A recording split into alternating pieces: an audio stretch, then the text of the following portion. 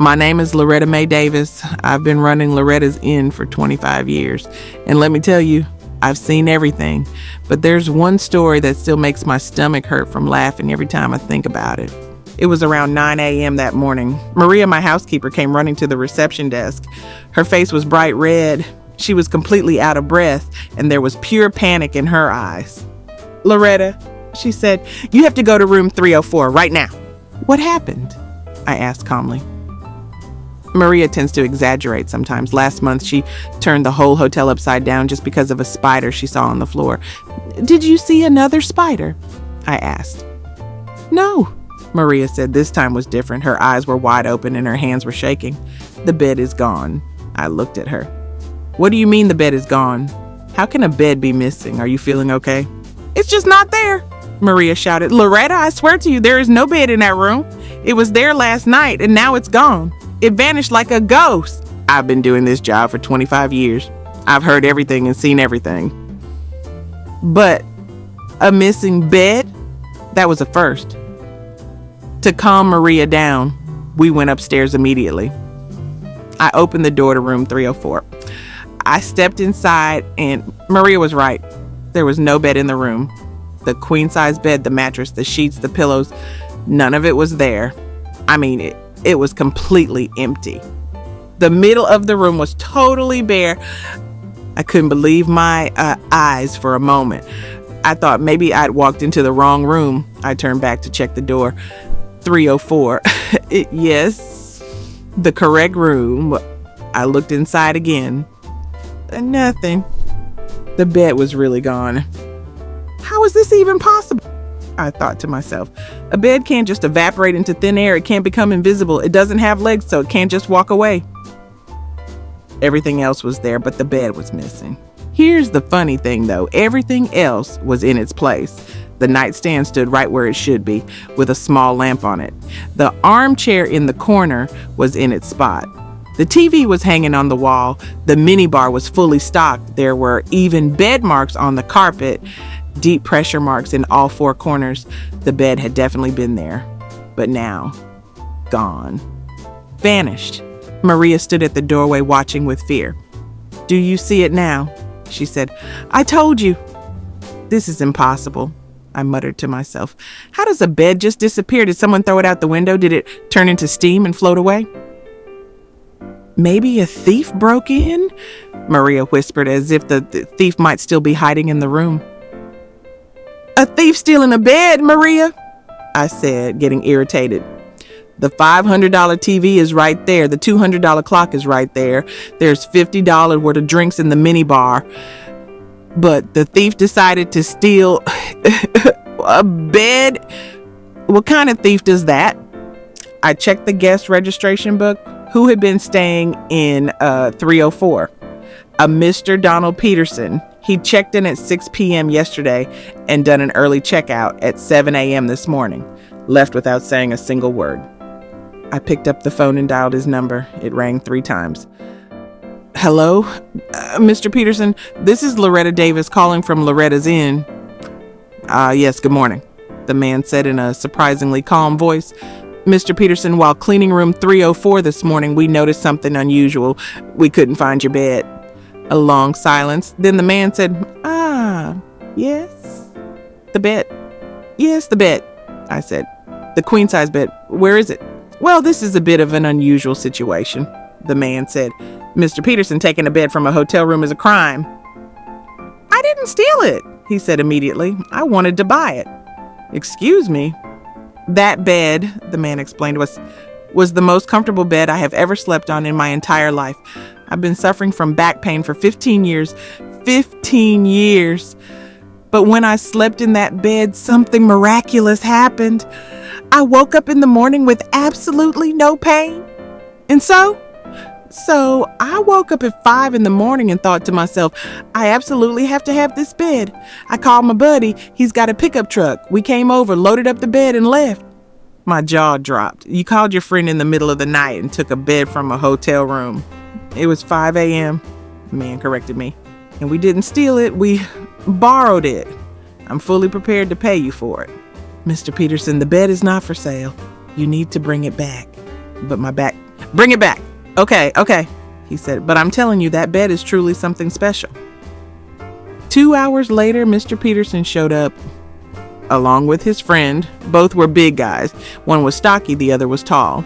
And there was our bed sitting in the back of the pickup truck.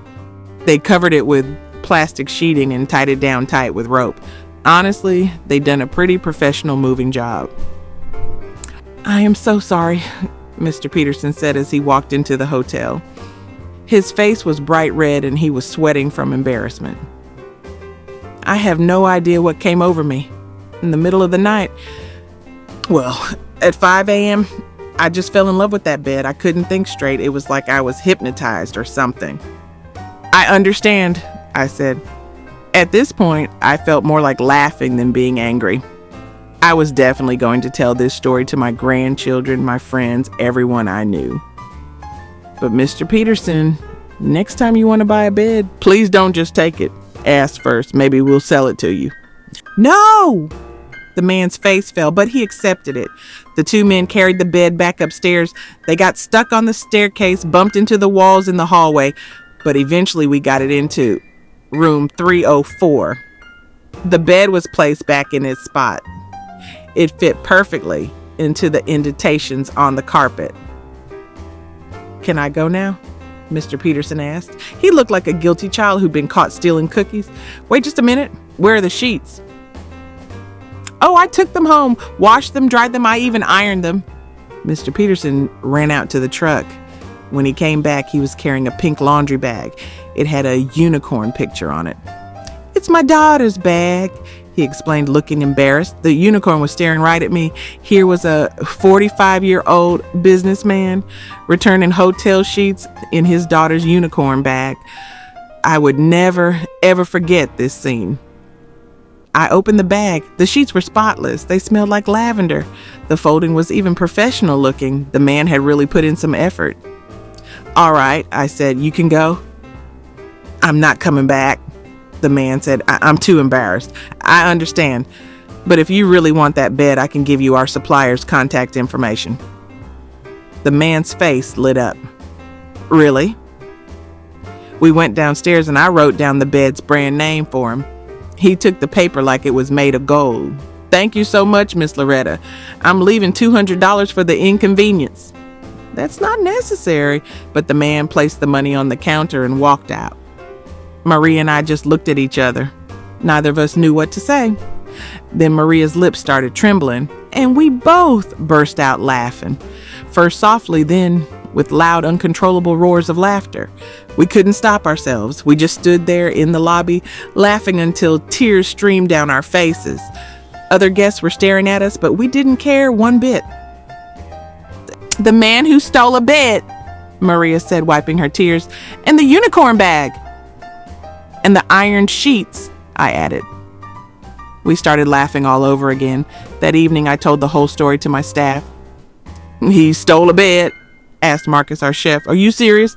Dead serious, a queen-size bed at 5 a.m. with his friend's pickup truck. Is this guy crazy? Marcus asked. No, his back just hurt really badly. And when he slept in that bed, the pain went away. The next day, a package arrived from Mr. Peterson. Chocolates and a handwritten note. Dear Miss Loretta, I want to apologize once again for what happened yesterday. When I got home, I really thought about what I'd done, and I felt terribly ashamed. You were incredibly kind about the whole thing. I ordered the same bed this morning. Every time I lie down on it, I'll remember your hotel and remind myself to never steal a bed again. Sincerely, Donald Peterson. 2 weeks later, Mr. Peterson called again. This is Donald Peterson. Mr. Peterson, what did you steal this time? Nothing, he said, laughing. I got the bed. Set it up. It's perfect. But there's one small problem. The pillows aren't quite the same. The pillows at your hotel were more comfortable. That's when it hit me. This man had become a collector. Mr. Peterson, to prevent you from stealing our pillows, let me just give you the brand name right now. The man laughed. I promise I'll just order them this time. Months later, Mr. Peterson came back as a regular guest. Just a normal stay this time, he said with a smile. No bed stealing, I promise. Which room would you like? Could I have 304? For old time's sake? Of course, but the bed stays in the room. We have a deal. Deal, he said. Then he leaned in and whispered, but honestly, I like the one at home better. And that's how Mr. Donald Peterson went from bed thief to loyal customer. He still visits twice a year, always asks for room 304, and has never stolen anything since.